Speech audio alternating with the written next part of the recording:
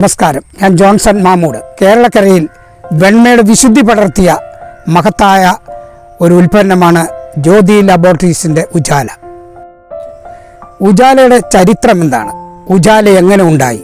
മൂത്ത മകളുടെ പേര് നൽകി 1983 5000 രൂപയുടെ മൂലധനത്തോടുകൂടി തുടക്കമിട്ട ഒരു നൂതന സംരംഭമായിരുന്നു ഉജാല. ഉജാലയുടെ തന്നെ ആദ്യത്തെ ഉൽപ്പന്നമാണ് ഉജാല എന്ന തുള്ളിനീലം.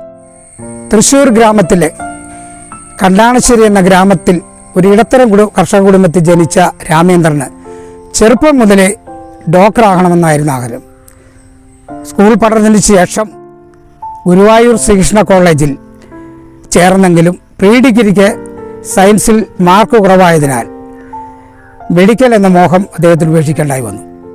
തൃശ്ശൂർ സെൻറ് തോമസ് കോളേജിൽ BCom പൂർത്തിയാക്കിയ അദ്ദേഹം കോസ്റ്റ് അക്കൗണ്ടൻറ്റ് ഇൻ്റർമീഡിയറ്റ് പഠിക്കുന്നതിനായിട്ട് കൊൽക്കത്തയിലേക്ക് വണ്ടി കയറി.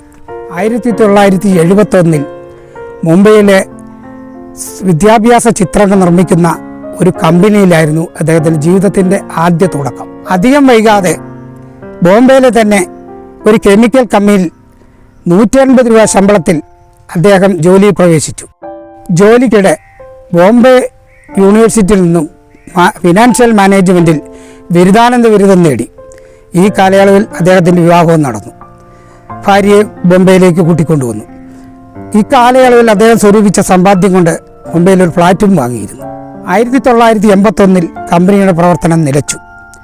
ആ കമ്പനിയിൽ അക്കൗണ്ടൻ്റായ രാമേന്ദ്രന് അവിടെ തന്നെ തുടരേണ്ടതായി വന്നു.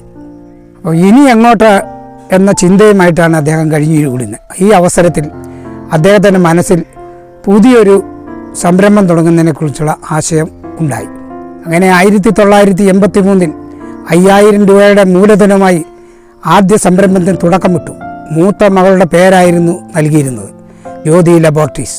കേരളത്തിലെ വസ്ത്രങ്ങൾക്ക് തൂവൺമ നൽകുന്ന തുള്ളി നീലമായിരുന്നു ആദ്യത്തെ സംരംഭം, ഉജാല എന്ന ബ്രാൻഡ്. അന്ന് വിപണിയിലുണ്ടായിരുന്ന പൊടി നീലങ്ങളിൽ വ്യത്യസ്തമായിരുന്നു ഉജാല. വെള്ളത്തിൽ നന്നായി ലയിച്ചു ചേരുമായിരുന്നു. അത് വസ്ത്രങ്ങൾക്ക് തൂവെണ്മ നൽകിയിരുന്നു. അതാണ് ജനങ്ങൾക്ക് ഇഷ്ടപ്പെടാനുണ്ടായ കാരണം. അതാണ് ഉജാല എന്ന ബ്രാൻഡ്. തൃശ്ശൂർ കണ്ടാണശ്ശേരി എന്ന സ്ഥലത്ത്, തൻ്റെ പിതാവിൻ്റെ സ്ഥലത്ത് ഷെഡിൽ നിന്നായിരുന്നു ഈ ഉൽപ്പന്നത്തിൻ്റെ ആദ്യ തുടക്കം. ആദ്യ വർഷം 40,000 രൂപയുടെ വിൽപ്പന നടന്നു. ആദ്യ വിപണനം തൃശ്ശൂർ ജില്ലയിൽ മാത്രമായിരുന്നു. എന്നാൽ അയൽ ജില്ലയിലേക്ക് ഉജാലയുടെ വിപണനം വളർന്നുകൊണ്ടിരുന്നു. എന്നാൽ ഉജാലയുടെ ബോട്ടിലിന് വില കൂടിയിരുന്നു. തൻ്റെ ആദ്യത്തെ കമ്പനിയുടെ ഉടമയുടെ നിർദ്ദേശപ്രകാരം ഉജാല തന്നെ ബോട്ടിലിംഗ് നിർമ്മിച്ചു തുടങ്ങി. അതോടെ ഉജാലയുടെ വളർച്ച അതിവേഗത്തിലായിരുന്നു. 1987 തമിഴ്നാട്ടിലെ വിപണിയും കൈയടക്കി. ഇതിനിടെ പത്രമാസികകളിൽ പരസ്യം വന്നു തുടങ്ങി.